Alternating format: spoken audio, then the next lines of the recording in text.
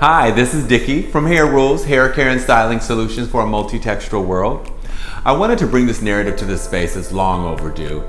We're in our 10-year anniversary, and I just wanted to remind you that Hair Rules came out the gate, one brand for all textures. In 2007 and prior to that, in 2003, I authored Hair Rules, the ultimate hair care guide for women with kinky, curly, wavy hair.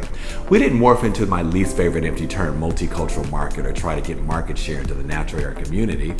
No, I created a new category in beauty that was inclusive, that didn't exist. It was about texture, a more customized texture-specific approach, not ethnic, which is such an archaic and narrow, divisive approach to beauty. And let me remind you that the products didn't spearhead the natural hair community. We the people spoke, meaning women. Women whose hair texture from kinky to curly, whose texture had been the most neglected by both manufacturers of hair products and retailers who dictated how you shopped and what you shopped for. You shopped down the non-ethnic aisle, you shopped down the ethnic aisle, in the back. Oh, and hairstylists who only knew what they knew.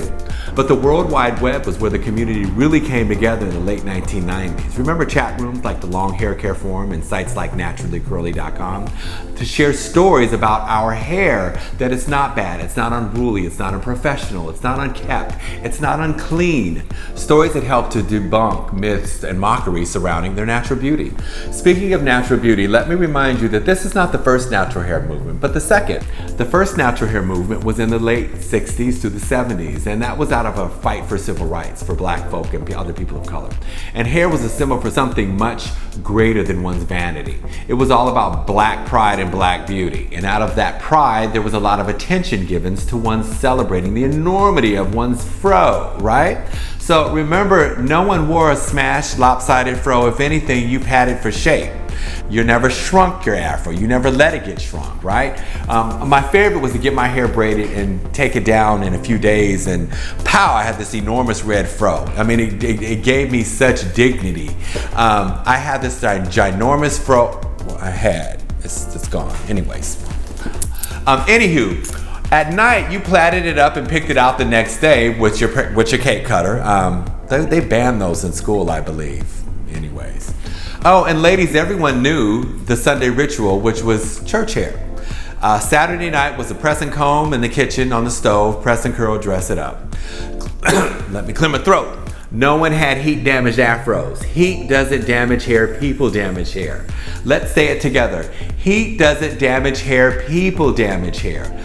No issues with heat damage was also partly due to the lack of folk simply were not running to and assimilate to a European aesthetic of straight hair or beauty that was not trendy. We were. And remember when you got your hair braided? And I mean beautiful, elaborate braided looks with beads even, on long, kinky hair. You never wore those braids for longer than a week because you got talked about if you had fuzzy, funky, messy looking braids with beads missing.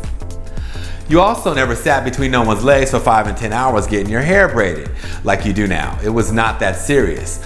But then came the 80s. Money, money, money, money. For the love of money.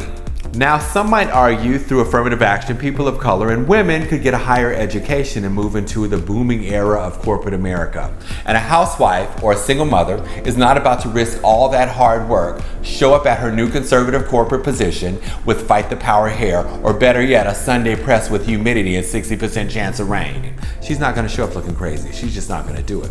So relaxers became way more convenient for textures that were deemed problematic. Every 4 to 6 weeks, now that bad texture rears its little head and, ooh, the truth is popping out. Change it, go change it, the truth. We can't let them see the truth. Now remember, women are now not only career women, but they're mothers and wives and doing the damn thing. So they no longer have the luxury or time to put into the work of their daughter's hair that they used to get as a little girl. And they're putting in relaxer or kitty perms, mild relaxers at the age of 5 or 7 years of age. More than a few generations have grown up believing something bad about their hair texture, their natural texture. Catch that psychological seed that's being planted. That which is yours is bad and not good. By now, weaves have moved into the late 80s and the era of weaves and micro braids, where now you can put your natural hair away entirely like a forgotten stepchild and introducing Willie Quick Weave.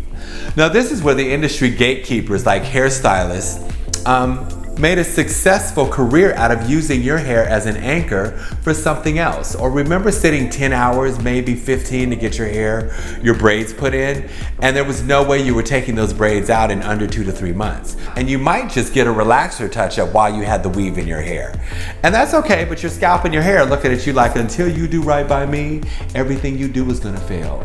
And this is where we first started to hear terms like no edges, dermatitis, hair loss, and ooh girl, that stress spot in the back. Ooh, every time you I can't, I just didn't grow, it don't grow right there.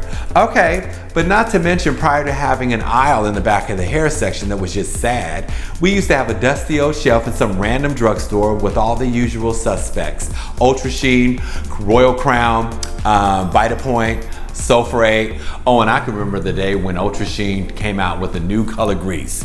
It went from blue to green. I remember the day because I'm aging myself anyway. My point is, we were now introduced into the ethnic aisle category, the aisle that came about repackaging or remarketing the same stuff that was in the predominantly white aisle and moved into the ethnic aisle with more home box perms and grease, Stay Soft Roll, Mo Curl activated, the same lathering shampoos that work great for straight, flat, oily textures, the need volume, right? So now with that complicates matters even worse is the cosmetology industry, the gatekeepers, hairstylists. It wasn't until the late 1990s, like Diane Carroll Bailey, Diane DaCosta, who contributed to a new textbook approach to natural hair, which as a professional, if you didn't or you don't have natural hair, or it's simply not on your radar, which most don't, there's no mention of the word kinky curly in your textbook across the globe. For anyone who wanted to go to school to get a license to do hair, your hair texture is not mentioned. It's kind of like American history void of African American history. Now that's going to cause some problems for a whole lot of women.